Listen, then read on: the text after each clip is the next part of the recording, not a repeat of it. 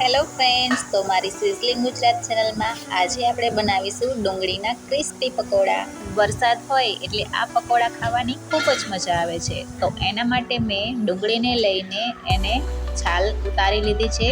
પછી આવી રીતે ઝીણી રીતે સ્લાઇસમાં કાપી લીધી છે. સ્લાઇસમાં આપણે બધી જ ડુંગળી કાપી લેવાની છે અને આવી રીતે હાથેથી અલગ અલગ કરી દેવાની છે. પછી લસણ અને લીલા મરચાંને ખાંડણીમાં ખાંડી એને પેસ્ટ જેમ થઈ જાય એટલે આપણે એને એડ કરી દઈશું ડુંગળીમાં. પછી આપણે ચણાનો લોટ એડ કરી દઈશું.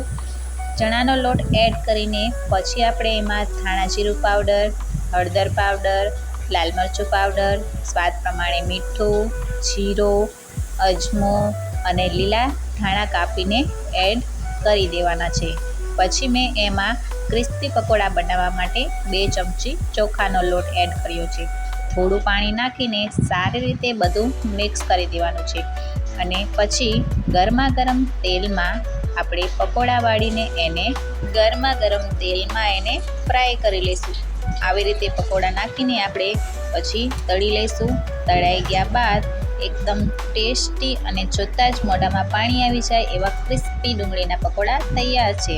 અને હજુ હું શૂટિંગ લઉં ત્યાં તો મારો ભાઈ આવી ગયો પકોડા ખાવા માટે. Thank you for watching.